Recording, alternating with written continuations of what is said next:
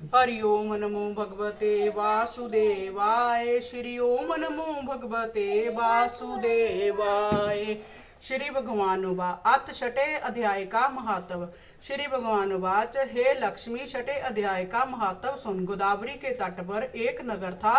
वहां एक जानरूती राजा बड़ा धर्मज्ञ था। धर्म अर्थ काम मोक्ष का साधक था। तिसकी प्रजा भी धर्मज्ञ थी। लोग राजा की स्तुति करते थे। एक दिन उस नगर में हंस उड़ते आ निकले। उनमें से एक बैठता ही उतावला हो उड़ गया। तब नगर के पंडितों ने कहा, हे हंस, तू ऐसा उतावला हो उड़ा है, क्या तू राजा जानरूती से आगे ही स्वर्ग को जाना चाहता है? तब उन पक्षियों के सरदार ने कहा, हमारे राजा से भी एक रैक मुनि राजा से भी श्रेष्ठ है। वह विकुंठ का अधिकारी होवेगा। विकुंठ लोक स्वर्ग से भी ऊंचा है। जब वह वार्ता राजा ने श्रवण की, तब मन में विचार करी कि मेरे से उसका पुण्य बड़ा है होवेगा, जिसकी जय हंस स्तुति करते हैं। विचार कर कहा, उसका दर्शन करिए, उसका दर्शन करिए। राजा ने सारथी से रथ मंगवाकर सवारी की। प्रथम बनारस श्री काशी जी में जाकर गंगा में स्नान किया, दान किया, शिवजी महाराज का दर्शन किया। फिर लोगों से पूछा, जहां कोई रैक मुनि भी है?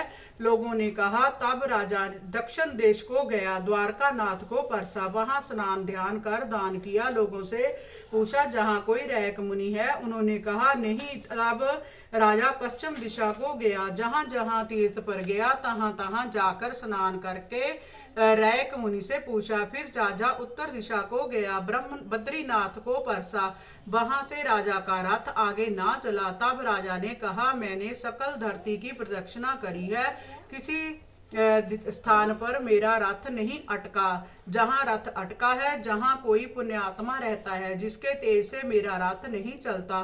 तब राजा रथ से उतरकर आगे चला। देखा तो एक पर्वत की कंदरा में अतीत बैठा है। उसके तेज से बहुत प्रकाश हो रहा है, जैसे सूर्य की किरणें होती है। तब राजा ने देखते ही कहा, यही रैक मुनि होगा। राजा ने दंडवत कर चरण वंदना करी, हाथ जोड़ के स्तुति करी।